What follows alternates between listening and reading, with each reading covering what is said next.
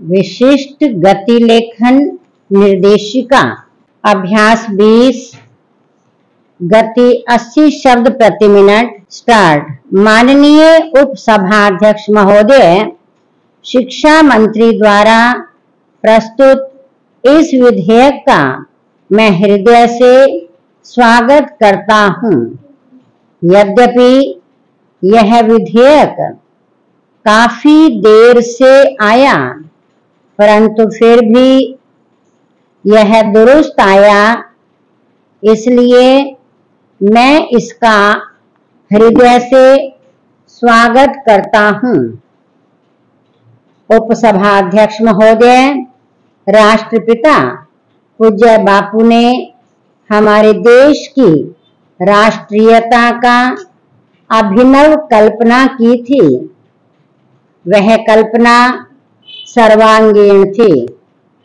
इस देश के विदेशी दासता से मुक्त होने पर इसका क्या भविष्य होगा, इसकी राष्ट्रीयता का क्या स्वरूप होगा, इसकी राजनीति का क्या स्वरूप होगा, इसका आर्थिक स्वरूप क्या होगा, यह सब उन्होंने इस देश के स्वाधीनता आंदोलन का सूत्रपात करने के साथ साथ मनोकल्पित कर लिया था और इसलिए उसको साधने के लिए उन्होंने 14 सूत्री रचनात्मक कार्यक्रम रखा था, जिसमें राष्ट्रभाषा हिंदी का प्रचार एक मुख्य कार्यक्रम था।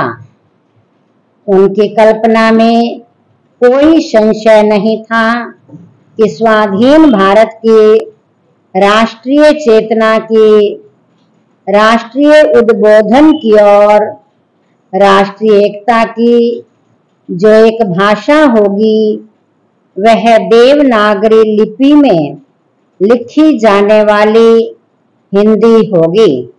हिंदी को उन्होंने इसलिए नहीं सारे देश के कामकाज की भाषा चुना था कि वह इस देश के प्रसिद्ध भाषाओं में सबसे धनी थी।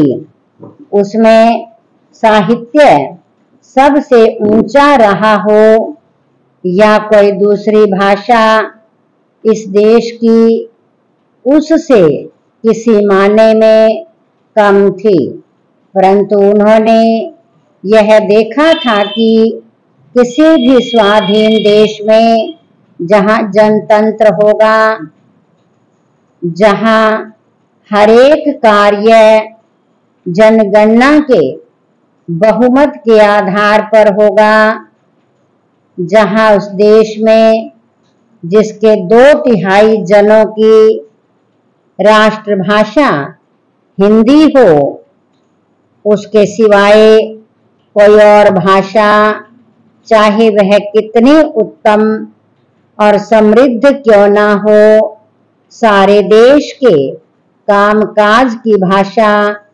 आसानी से नहीं हो सकती।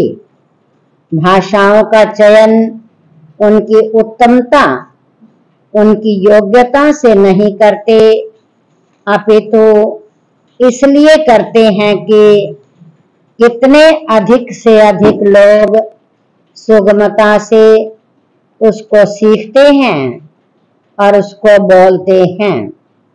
उसी कल्पना के साथ कांग्रेस के काम में महात्मा गांधी का आंदोलन आरंभ होने से ही हिंदी को राष्ट्रभाषा का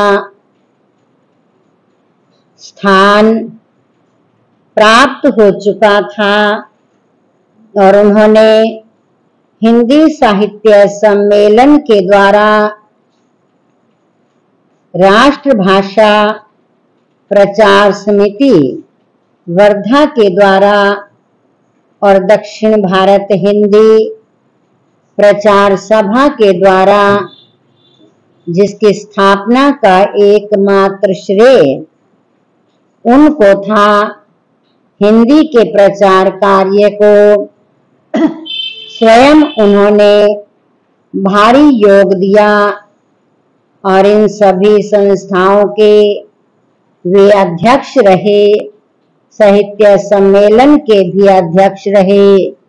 विराम।